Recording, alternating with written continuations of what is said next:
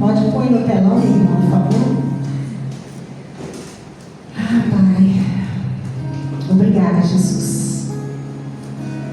Obrigada, Jesus, por cada um que está aqui esta noite. Que a sua graça e o seu amor seja derramada sobre cada um que está aqui, Senhor, neste lugar.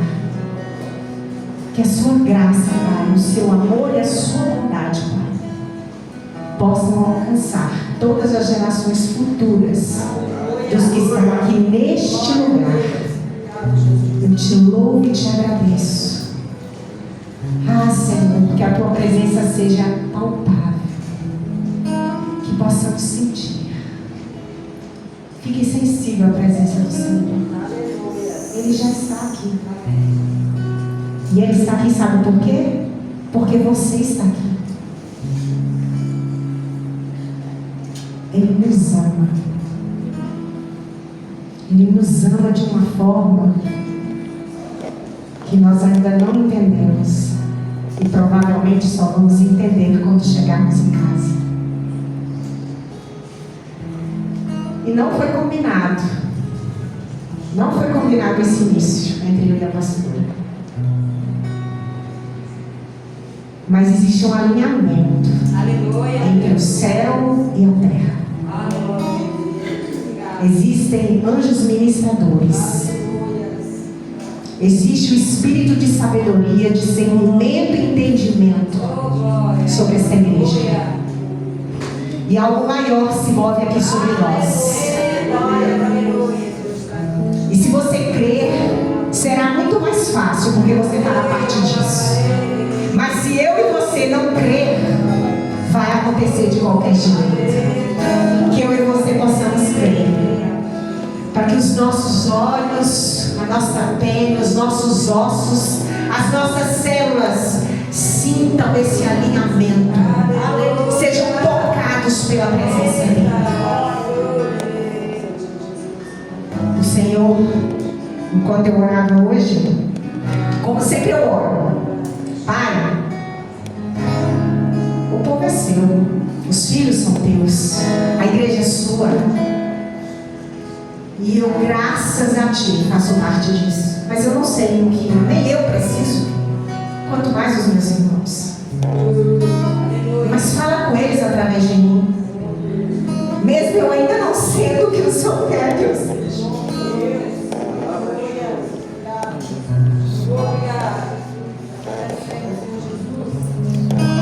Porque eu também estou em construção junto com vocês. Mas usa-me, Senhor. Ainda que seja como vaso de barro, Pai, que ainda não está completamente acabado nem transformado, mas usa-me, Senhor. Apesar de, usa-me, Senhor. E aí o Senhor falou assim: filha, ainda que não seja a palavra que eu te dei para pregar, eu quero que você comece assim. Pergunte à minha igreja se há pobres, o próximo. Se há pobres de espírito, se há os que choram aqui neste lugar, se há chorões aqui. Próximo. Se há humildes aqui. Próximo. Se há quem tem fome e sede aqui. Porque se estiver, fale com eles, filho. Eu vou supri-los. Eu vou supri-los. Não importa qual seja a sua pobreza. Não importa porque você está chorando. Não importa. Não importa porque você tem sido humilhado. Não importa. Não importa a fome e a sede que você tem sentido, muitas vezes até de mim mesmo, porque é isso que eu quero. Eu quero que você tenha fome e sede de mim. Até que eu venha. Ou até que eu te chame. Porque no dia que você parar de ter fome e sede de mim, certamente você me substituirá por outras coisas. Mas se o teu coração clama por mim, se o teu interior sente a necessidade de que eu ocupe um lugar em você,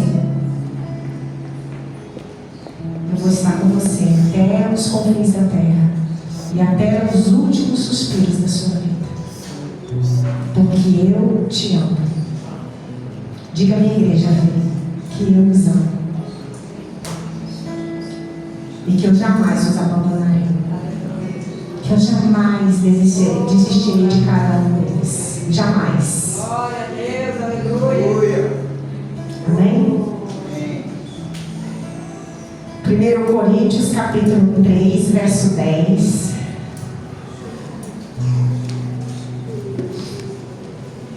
O título da nossa ministração, meu caro Evangelho, é Não ir além do que está escrito.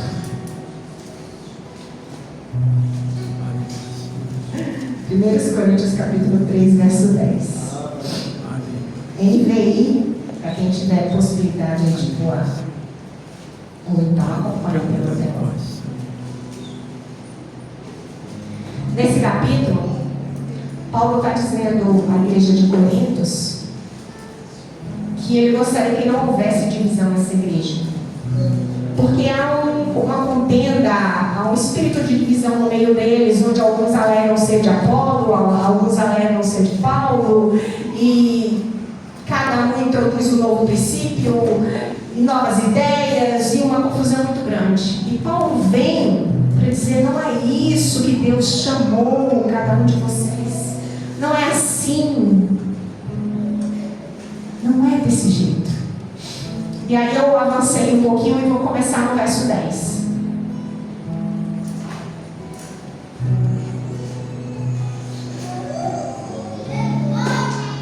Conforme a graça de Deus que me foi concedida, eu, como sábio construtor, lancei o alicerce, e outro está construindo sobre ele. E esse outro tem nome. Cada um de nós está construindo sobre o alicerce que o Senhor já lançou.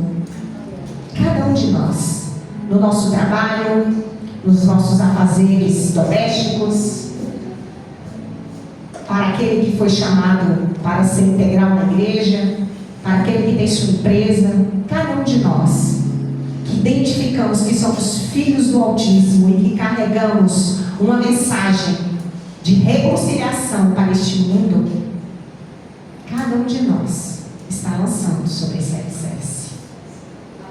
Porque ninguém pode pôr outro alicerce além do que já está posto, que é Jesus Cristo. Se alguém constrói sobre esse alicerce usando ouro, prata, pedras preciosas, madeira, fenda ou palha, a sua obra será mostrada, porque o dia atrará a luz. Ela será revelada pelo fogo, e o fogo provará a qualidade da obra de cada um. Se o que alguém construir permanecer, este receberá uma recompensa. Quando Paulo faz essa comparação com esses materiais, e fala sobre a obra, e fala sobre cada um desenvolver esta obra segundo o material que foi escolhido por esse, ele está falando exatamente da caminhada pessoal de cada um de nós. Ele está falando o que cada um enfrenta no dia a dia.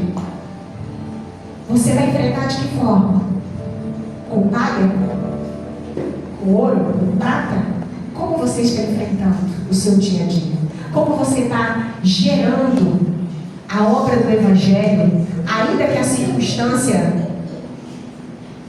tenha esquentado a chapa, tem te oprimido, tem te cercado, tem te colocado num lugar onde o desejo é não ir, é de ficar. E muitas vezes ir não é nem evangelizar, mas é seguir caminhando como filho de Deus, é seguir crendo naquilo que Ele já te revelou, é seguir firme naquilo que Ele já te chamou, como mãe, como marido, como esposa, como filho, em Cristo Jesus, não como o mundo ensina. E se você continuar firme, sua obra será construída com ouro. Mas se você se deixar ser misturado pelas ideologias, pelos pensamentos, pelo que está ao nosso redor, nossa obra será palha. palha. Será palha. Será queimada, não permanecerá. Mas Ele chama para uma obra sólida. Uma obra que ficará de uma geração para outra. Se o que alguém construir permanecer, este receberá uma recompensa. Se a obra que alguém construir for consumida, este sofrerá prejuízo. Contudo, será salvo, como alguém que escapa através do fogo. Ele está falando do reino.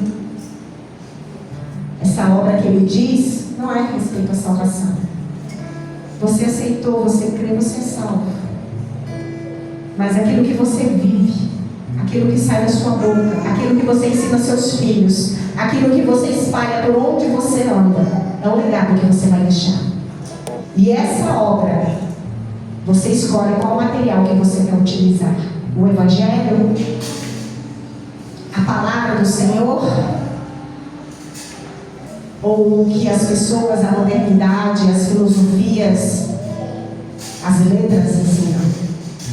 O que eu escolho? Muitos de nós, quando eu falo de nós, não é exatamente daqui, mas de nós enquanto filhos de Deus ao redor do mundo, escolhemos aquilo que é mais fácil, é mais confortável.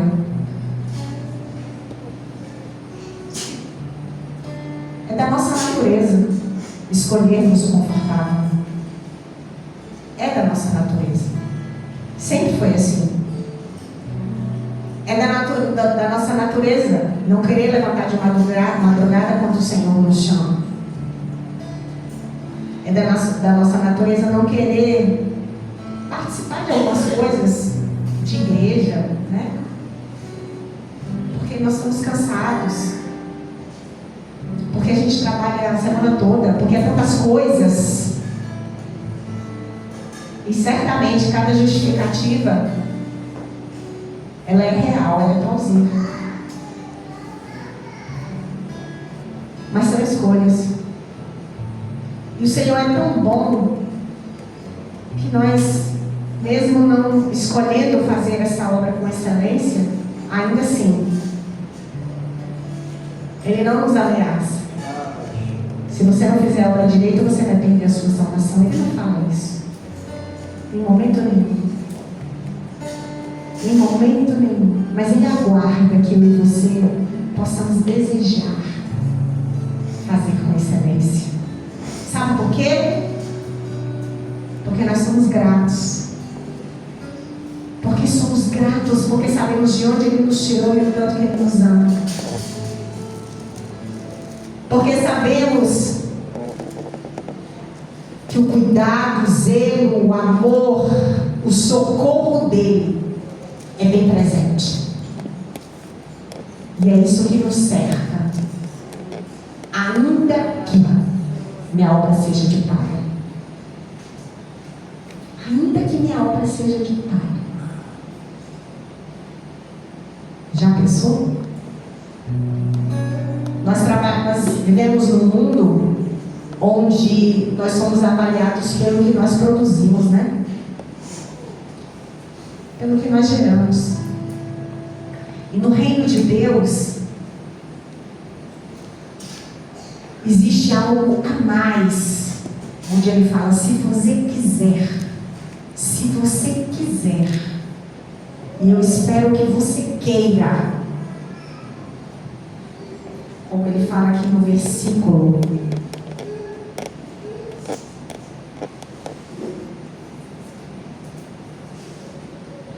onde Ele fala que vai ter uma recompensa. Se o que alguém construir permanecer, este receberá uma recompensa. É a mais, é acrescentado. Vamos continuar. Vocês não sabem que são templo de Deus e que o Espírito de Deus habita em vocês? Vocês não estão sozinhos para fazer essa obra. Vocês não estão sozinhos para viver o dia a dia. Vocês não estão sozinhos para enfrentar tudo que tem vindo contra vocês. Ele está nos lembrando Se alguém destruir o templo de Deus, Deus o destruirá, pois o templo de Deus, que são vocês, é santo. Amém. Aleluia. Ele é o nosso vingador. Ele é o guarda. Ele é o santo de Israel. Não se enganem. Se algum de vocês pensa que é sábio, segundo os padrões desta era, deve tornar-se louco, para que se torne sábio.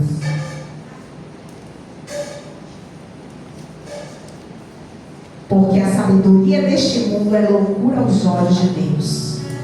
E como está escrito, apanha os sábios na astúcia deles. E também o Senhor conhece os pensamentos dos sábios e sabe como são fúteis. Ele está dizendo, olha, tudo que vocês têm ouvido aí fora, tudo que vocês têm visto, são a respeito de futilidades, são a respeito de coisas passageiras. Coisas passageiras. Nada disso acrescentará nessa obra que eu estou chamando vocês. Nada disso acrescentará no meu reino. Nada disso acrescentará no meu reino. Ele está falando de algo maior. Porque todas as coisas, portanto, ninguém se glorie nos homens. Portanto, ninguém se glorie nos homens. Porque todas as coisas são de vocês. Seja Paulo, seja Apolo, seja Cefas, seja o mundo, seja a vida, seja a morte, seja o presente, seja o futuro. Tudo é de vocês. E vocês são de Cristo. E Cristo é de Deus. Quando nós temos essa dimensão de que tudo é dele, é por ele, é para ele, eu entendo meu lugar no reino. Eu preciso entender o meu lugar no reino. Eu não posso ficar olhando para Cefas, nem Apolo, nem Paulo, nem Maria, nem João, aguardando que ele faça o papel dele no reino. Eu tenho que olhar para mim. Eu tenho que olhar para mim. Eu tenho que buscar compreender o meu lugar. Porque se eu me posiciono, é como no lar, gente, é como em uma casa. Se cada um sabe do seu papel, a casa funciona. A casa é cheirosa, a casa é organizada, a casa é harmoniosa. As pessoas entram na sua casa e falam, nossa, sua casa é linda, sua casa é cheirosa, sua casa é bonita. Porque a harmonia dentro dela é que faz ela se tornar bonita. Não são os móveis, não são os tapetes, as cores. Isso pode até ajudar. Mas se tiver tudo bagunçado, tudo desorganizado, ninguém tem beleza. Ninguém tem beleza. Se dentro de um lar cada um sabe do seu papel, fica leve. Fica maravilhoso. Sabe por que hoje os casais, homens e mulheres, não querem juntar a escova de dente para fazer o lar? Porque não querem assumir os seus papéis. Quero fazer do meu jeito. Quero deixar minha cama, minha casa do meu jeito. Quero dormir a hora que eu quiser. Eu quero comer o que eu quiser. E toda essa rebeldia, a palavra de Deus e ao que Deus tem nos ensinado, tem se refletido em nossa sociedade. Tem se refletido. Jovens que não obedecem, homens e mulheres que não se submetem. Isso é um reflexo, gente. É um reflexo. Nós estamos desalinhados com o céu quando nós deixamos isso sair dos trilhos. O alinhamento começa em mim. O alinhamento começa em minha casa. O alinhamento ele precisa se estender para fora, do lado de fora dessa porta.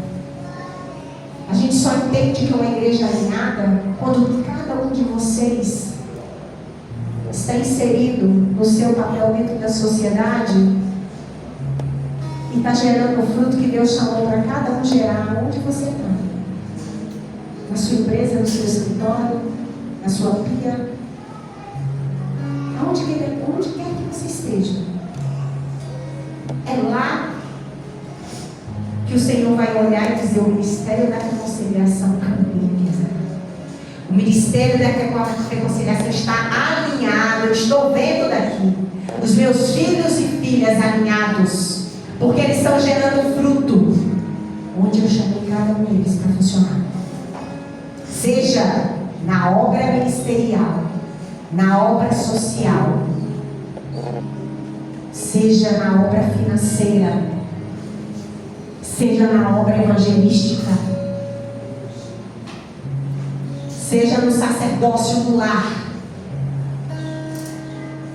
Muitas igrejas estão enfrentando escândalos com homens e mulheres de Deus que têm dado testemunho ruim, porque não têm cumprido, não têm dado o fruto que Deus aguarda esses darem dentro do casamento deles, dentro do pastoreio deles.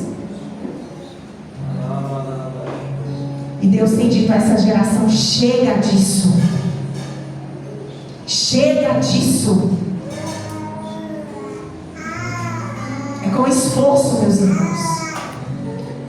É com esforço. Aqui eu vejo um povo que, se quiser e escolher, vai continuar dando o exemplo do ministério da reconciliação. O ministério que foi chamado para dar fruto em todos os ramos da sociedade. Fruto de vida no Espírito. Deus está falando: chega.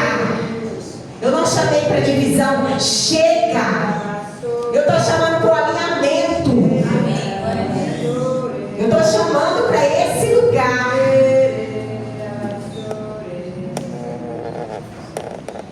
Eu não vou tolerar mais o desalinhamento aqui. Eu não vou.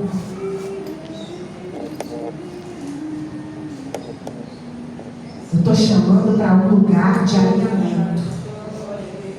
Porque vocês disseram que aqui há pobres. Vocês estão me dizendo que aqui tem fome e sede.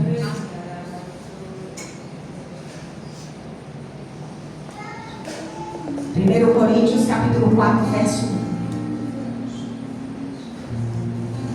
1. O título desse capítulo é Ministros de Deus. E é para nós agora que ele vai falar. Mais uma vez. Ministros de Deus. Esse é o título desse capítulo. 1 Coríntios capítulo 4, verso 1.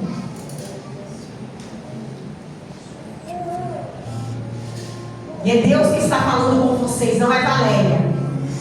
Não olhem para mim.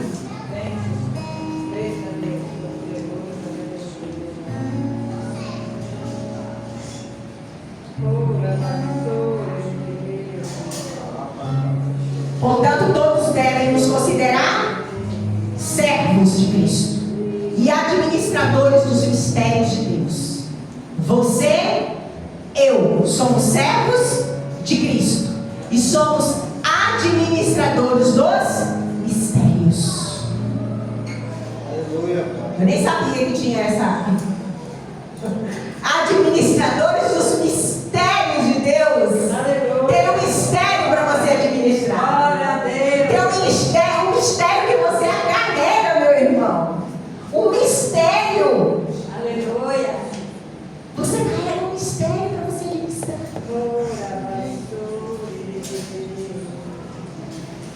O que se requer desses administradores é que sejam fiéis. Está falhando, né?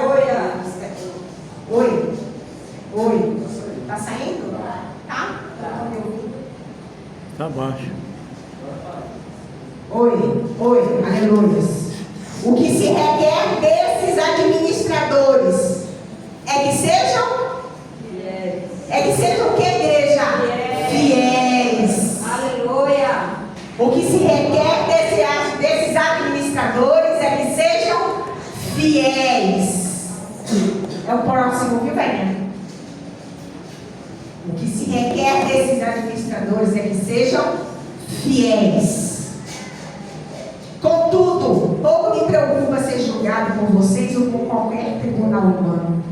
De fato, nem eu julgo a mim mesmo, porque a minha consciência em nada me acusa, mas nem por isso sou inocente. O Senhor é quem me julga. Portanto, não deixe Satanás falar para você que você não é digno. Portanto, não deixe que ninguém se levante para você e diga: você não é digno para administrar o mistério de Deus. Ah, você não é digno porque você ainda é assim. Não deixe que ninguém te julgue, porque você já foi chamado e convocado. Ninguém tem autoridade para dizer que você não é digno, porque você já foi chamado. E se você se posicionar neste lugar, ninguém roubará sua coroa. Ninguém. O Senhor é quem me julga. Portanto, não julguem antes do tempo. Esperem até que o Senhor venha. Ele trará à luz o que está oculto nas trevas e manifestará as intenções de cada coração. Então, cada um receberá de Deus a sua recompensa. Irmãos, apliquei essas coisas a mim e a Apolo pelo bem de vocês, para que aprendam de nós o que significa não ir além do que está escrito. Assim ninguém se orgulhe de um homem em detrimento do outro. Pois quem torna você diferente de qualquer outra pessoa? O que você tem que não tenha recebido?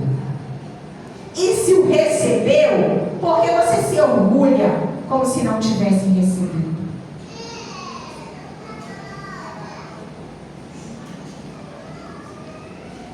Nós somos justificados por Cristo.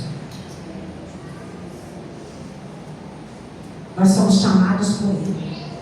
Nós recebemos a unção, é dele. Nós recebemos a palavra, é dele. Ele nos ajuntou como povo e como corpo, para que possamos servi-lo em unidade de espírito. Para que possamos servi-lo de maneira que a mensagem dele seja de reconciliação, de salvação, de libertação. Para aquele colega seu que está sentado do seu lado no trabalho. Para que antes de você abrir a boca para tentar evangelizar ele com a palavra, os seus atos e o seu comportamento comece o trabalho no coração dele. Tem gente que não fala nem que é crente no trabalho, sabe por quê? Porque se eu falar, vou sofrer preconceito. Não, porque se você falar, todo mundo vai te vigiar. Todo mundo vai te vigiar. É verdade, vigia mesmo. Todo mundo. Porque se sair uma palavra torpe da sua boca, aí tu não disse que é crente. E muitos não falam por isso. Não é medo do preconceito. É medo de não dar conta, né? E tem gente que fala isso, então medo de não dar conta desse negócio. Mas é na sua fraqueza que a graça do Senhor te basta. Naquele momento onde você escapar a palavra torpe do lado desse colega seu, que ele olhar para você e dizer: poxa, cara, você não disse que é crente? E você vai dizer: de fato, não. Eu sou crente, sim. Mas eu estou em construção, e graças a Deus que eu tenho um Senhor que já me perdoou. E eu faço a escolha de me arrepender de cada ato. Eu tenho para quem correr. Eu tenho para quem pedir socorro. Eu tenho um que já morreu na cruz por mim. E é para esse que eu oro. Todas as vezes que eu caio. É para esse que eu corro. Todas as vezes que eu erro. Existe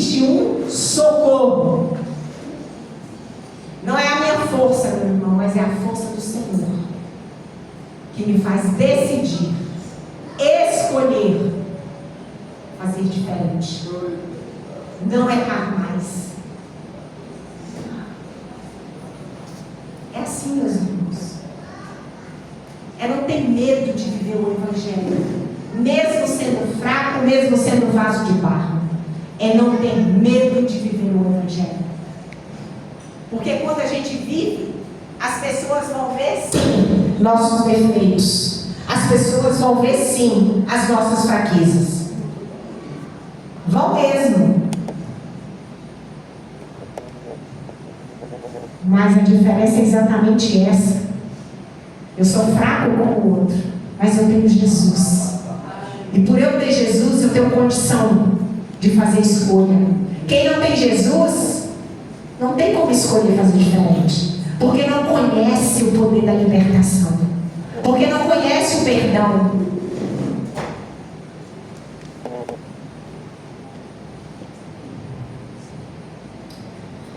Continuando. Assim, pois quem torna você diferente de qualquer outra pessoa já foi. Vocês já têm tudo o que querem. Já se tornaram ricos. Chegaram a ser reis. E sem nós. Como eu gostaria que realmente vocês fossem reis. Para que nós também reinássemos com vocês. Porque me parece que Deus pôs a nós, os apóstolos, em último lugar, como condenados à morte. Viemos a ser um espetáculo para o universo, tanto para os anjos como para os homens. Nós somos insensatos por causa de Cristo, mas vocês são sensatos em Cristo. Nós somos fracos, mas vocês são fortes. Vocês são respeitados, mas nós somos desprezados. Até agora estamos passando fome, sede e necessidade de roupas. Somos tratados brutalmente. Não temos residência certa e trabalhamos arduamente com as próprias mãos. Quando somos amaldiçoados, abençoamos. Olha a chamada. Quando perseguidos, suportamos. Quando caluniados, respondemos amavelmente. Até agora, tornando-nos a escória da terra, o lixo do mundo. Não escrevo estas coisas para envergonhar vocês, mas para os aconselhar, como a meus filhos amados. Embora possam ter 10.000 tutores em Cristo, vocês nem têm muitos pais. Pois eu mesmo gerei Cristo Jesus por meio do Evangelho. Vocês podem ter 10.000 tutores. Vocês podem ter 10.000 conselheiros. Vocês podem ter pessoas que dão conselhos, e é importante. Vocês podem ter uma rede de apoio enorme, graças a Deus por isso. Mas eu e você temos um Pai no céu e temos um Pai, no nosso caso uma mãe, que representa o Senhor nessa igreja. Quando ele fala, vocês podem ter muitos tutores, mas poucos pais. Ele está falando, vocês podem ter muitos conselheiros e amigos, e é bom. Mas pai é aquele que disciplina, que organiza, que chama atenção, que é paciente, que é longânimo, que põe no colo. Mas que também tem aquela conversa que às vezes não é agradável. Mas que também disciplina você naqueles lugares que você sabe que precisa ser disciplinado, mas não gosta de ser disciplinado. Quem gosta, né? Paulo já vivia isso. Isso também não foi combinado com a pastora, quando ela falou aqui desse lugar de paternidade, que ela, enquanto filha de Deus, chamada para liderar essa igreja, tem que ter sobre essa igreja. Ela tem que ter. Ela tem que ter, porque é o chamado dela. Ainda que eu e você muitas vezes não gostamos de ser chamados, mas ela tem que ter, porque esse é o papel dela, assim como era o papel de Paulo.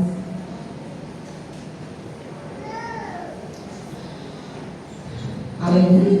Amém. Glória a Deus. Portanto, embora possam ter 10 mil tutores em Cristo, vocês não têm muitos pais, pois eu mesmo gerei em Cristo Jesus por meio do Evangelho. Portanto, suplique que se tornem meus imitadores. Por essa razão, estou enviando a vocês Timóteo, meu filho amado e fiel no Senhor, o qual trará a lembrança de vocês a minha maneira de viver em Cristo Jesus, o que está de acordo com o que ensino por toda parte em todas as igrejas. No entanto, alguns de vocês se tornaram arrogantes, como se eu não fosse mais visitá-los. Mas eu irei muito em breve, se o Senhor assim permitir. Então saberei não apenas o que estão falando esses arrogantes, mas que poder eles têm. Pois o reino de Deus não consiste em palavras, mas em poder. O Senhor tem enviado muitos para conferir o estilo de vida que nós dizemos que temos. Ainda que eu e você não reconheçam algumas vezes, mas o Senhor envia homens e mulheres a essa igreja, e até mesmo no trabalho, e até mesmo onde eu estou funcionando, para saber se o estilo de vida do Espírito que eu digo levar é real. Para conferir. Ou se é só fofoca, né? O Senhor envia, meus irmãos. E é nessa conferência, é nesse abre certos olhos, que lá fora, alguns, quando olham para Cláudio, falam: ali vai um homem de Deus. Alguns, quando olham para Jeane, falam: ali vai uma mulher do Senhor. Porque já foram conferidos, atestados, verificados. Pois o reino de Deus não consiste em palavras, mas em poder. O que preferem? Devo ir a vocês com vara ou com amor e espírito de mansidão? Como queremos ser visitados pelo Senhor? Como queremos que seja essa conferência? Com vara ou com amor? Como queremos? Nós fazemos escolha. Uma vez o Senhor me visitou e foi com vara. Não foi brinquedo, não.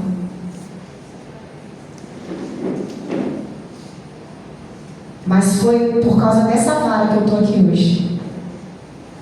Foi porque um dia eu fui visitada com vara que eu estou aqui hoje. E eu disse para o Senhor: Pai, próxima visita que seja amor e mansidão. E de lá para cá Ele tem me visitado com muito amor e mansidão.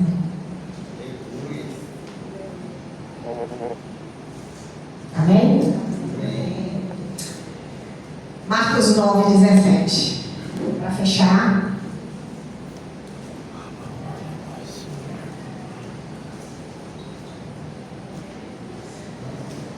Ah, Jesus.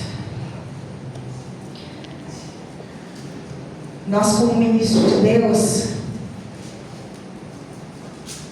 como homens e mulheres, participantes da família de Cristo Jesus, servidores na sua obra, não podemos esquecer dessas instruções. Ser servo é a primeira, né? Ser servo. Escolher andar somente naquilo que está escrito e não ir além do que está escrito. Não colocar princípios e fundamentos que o Senhor não te autorizou, nem me autorizou a fazer. Porque aquilo que Ele determinou está escrito.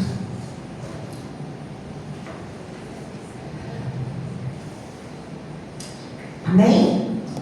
Marcos 9:17 nos traz um momento onde um pai vem até Jesus com o seu filho. O homem no meio da multidão respondeu: Mestre, eu te trouxe o meu filho que está com o espírito que impede de falar. Onde quer que o apanhe, joga no chão. Ele espuma pela boca, arranja os dentes e fica rígido. E eu pedi aos teus discípulos que expulsassem o espírito, mas eles não conseguiram. Respondeu Jesus: ó geração incrédula, até quando estarei com vocês? Até quando terei que suportá-los? Tragam-me o menino. Então eles trouxeram, e quando o espírito viu Jesus, imediatamente causou uma convulsão no menino. Este caiu no chão e começou a rolar, espumando pela boca. Jesus perguntou ao pai do menino: há quanto tempo ele está assim? Desde a infância, respondeu ele. Muitas vezes tem lançado ele no fogo e na água para matá-lo. Mas, se podes fazer alguma coisa, tem compaixão de nós e ajuda-nos. Esse mundo tem olhado para mim, para você, e tem dito isso. Se você pode fazer alguma coisa por mim, tem compaixão de mim, me ajuda. Esse tem sido o clamor daqueles que têm caído no chão, rolado e espumado. Talvez não fisicamente, você não está vendo isso, mas muitos estão assim, rolando no chão e espumando como loucos, se queimando e se quebrando. Aí fora está cheio. Por lugares que você anda, você vê isso o tempo todo. E muitos têm olhado para você, não tem nem verbalizado, mas têm olhado para você e dito: tem compaixão, se você pode me ajudar, tem compaixão de mim. E eu não sei se vocês lembram, mas o apóstolo que esteve aqui conosco, o Cristiano, esses dias, ele falou disso.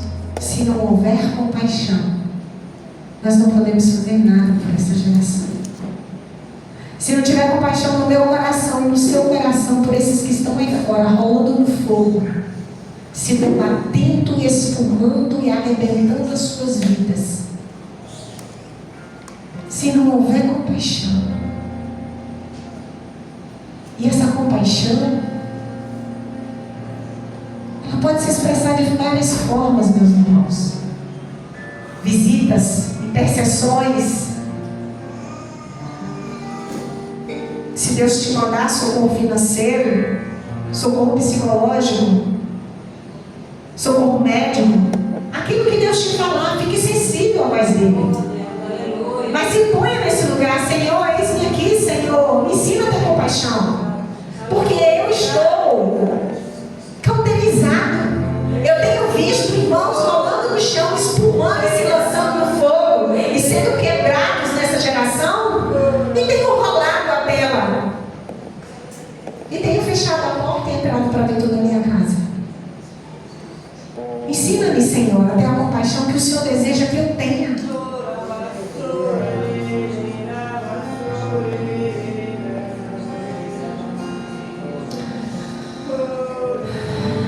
Então eles o trouxeram. E aí no 23 ele fala assim: se podes, disse Jesus, se podes. Muitas vezes eu pergunto isso para mim mesmo: eu posso fazer alguma coisa? E aí Jesus me responde: se pode. Você está me perguntando se você tem o meu espírito. Você é guardador dos meus mistérios.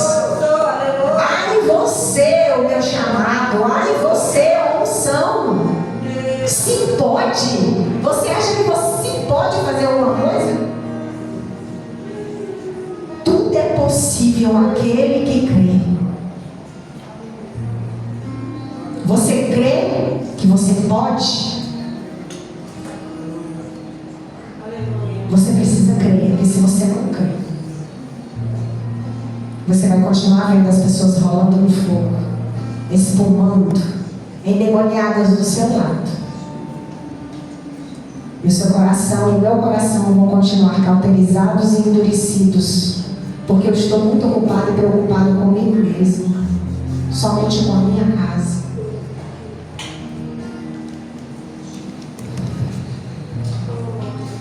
Imediatamente o pai do menino exclamou: eu creio, Senhor. Ajuda-me a vencer a minha incredulidade. Quando o Senhor me deu essa palavra, eu falei: Senhor, mas eu não tenho incredulidade. E aí o Senhor me lembrou de algumas coisinhas que Ele me provou que eu tenho. Ele falou: filho, eu acabei de te dizer que você tem visto pessoas espumando, pessoas se lançando no fogo. Eu acabei de te falar isso, filho.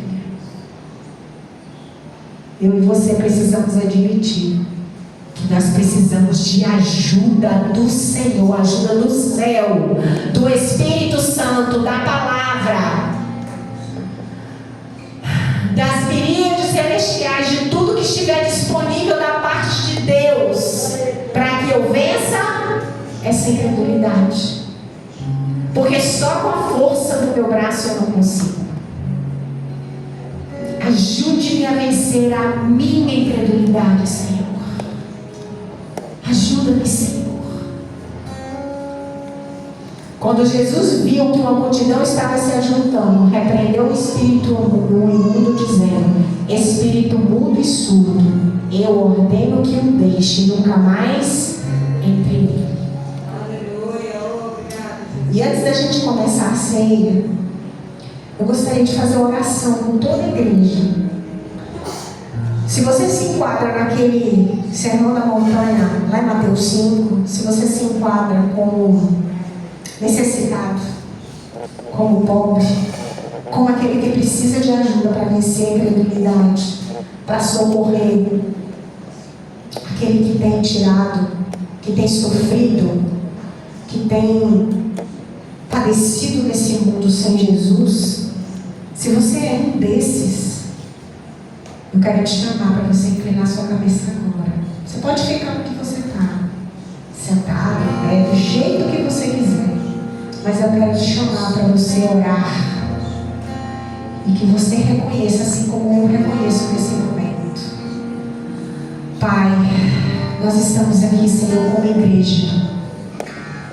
Nós estamos aqui como o teu corpo sobre essa terra, Senhor, sobre essa cidade de Eunápolis, Pai. Sobre esse bairro. Nós estamos aqui, Senhor, em unidade, em oração, para te pedir, Pai, ajuda-nos, Senhor, a vencer a nossa incredulidade. Ajuda, Senhor, a vencer a minha incredulidade, Senhor. Ah, Jesus, para que quando no meu caminho eu ver, Senhor, o samaritano nu,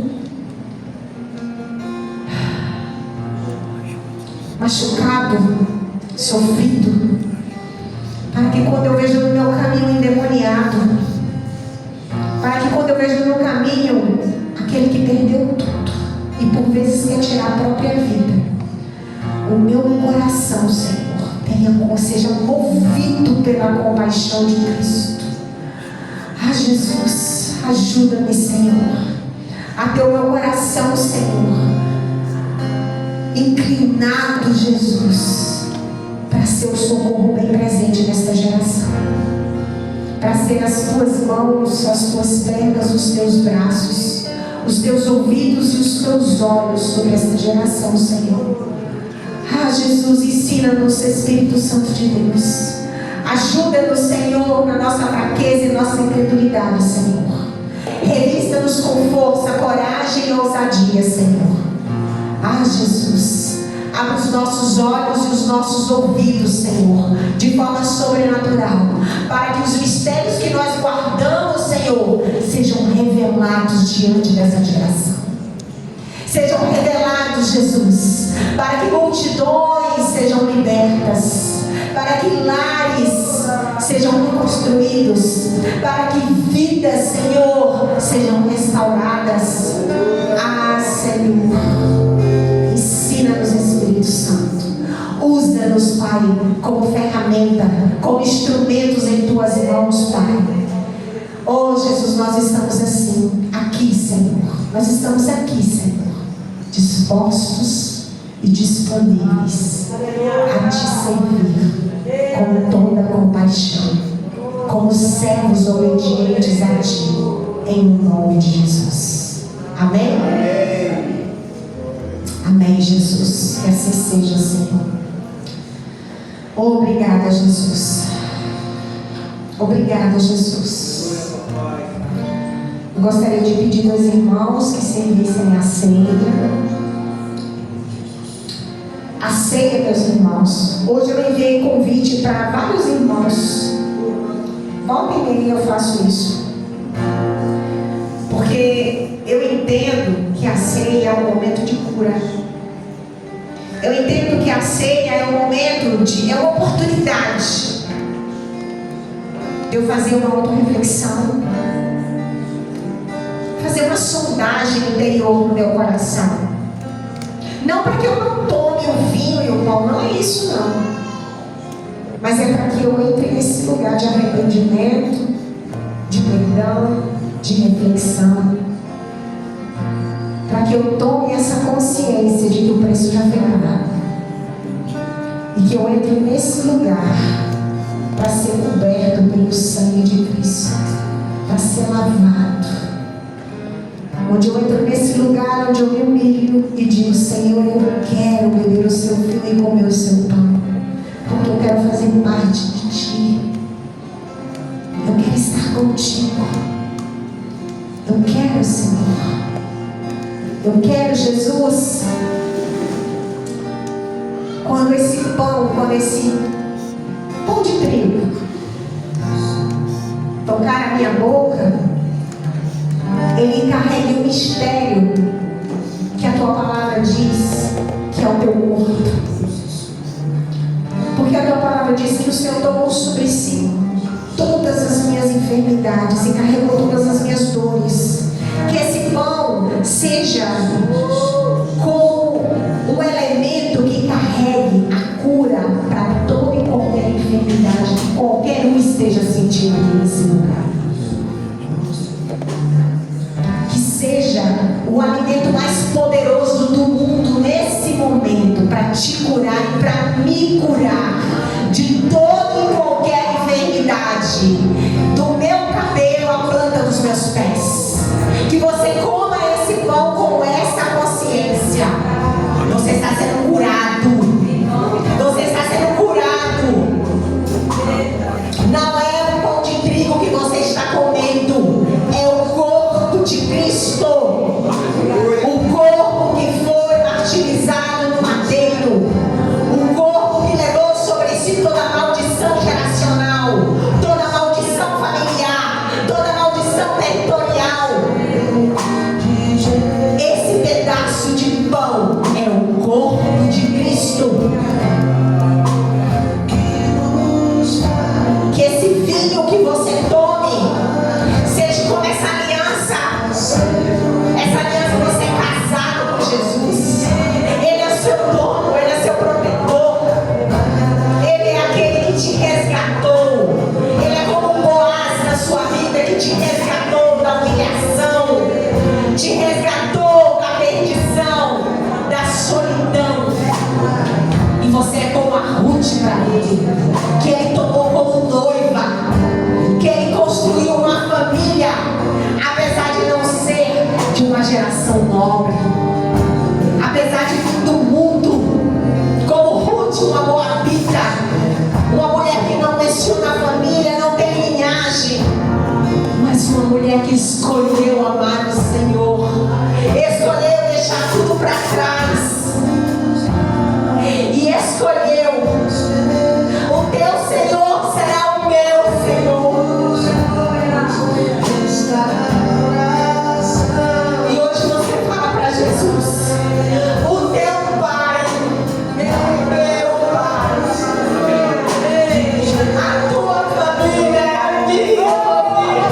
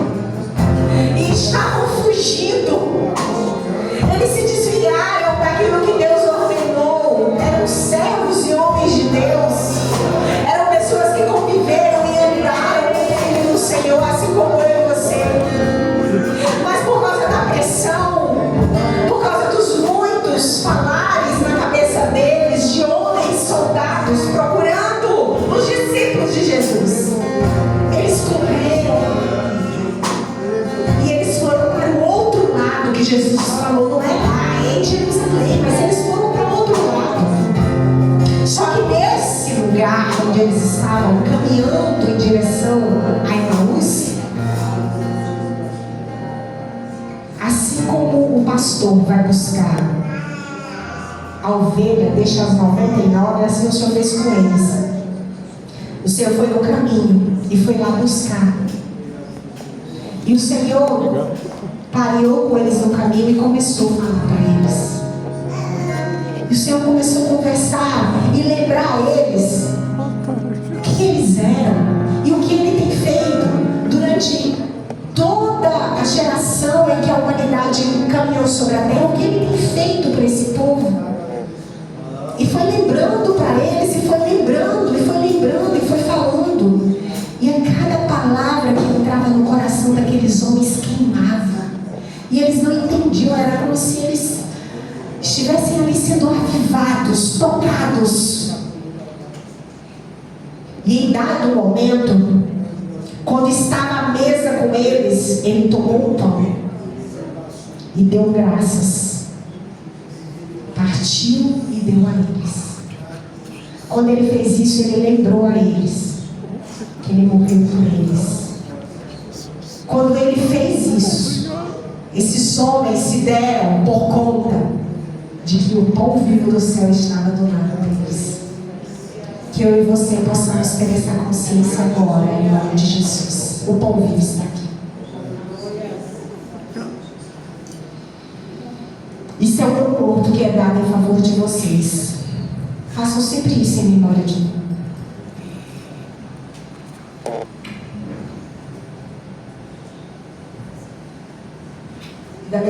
Da mesma forma, ele tomou o cálice e bebeu com esses homens.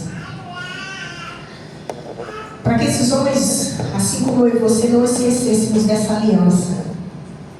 Essa aliança aqui é eterna, meus irmãos. Isso aqui é inquebrável. Essa aliança aqui é eterna, meus irmãos. Esse aqui é o sangue de Cristo. E o Senhor vai te buscar, mesmo que você vá para Emaús, Ele vai atrás de você. Ele vai atrás de você. Mas Ele prefere que você caminhe com Ele. Caminhe com Ele. Caminhe com Ele. Obrigada, Jesus, pelo sangue da nova e eterna aliança. Bebamos em memória de Cristo.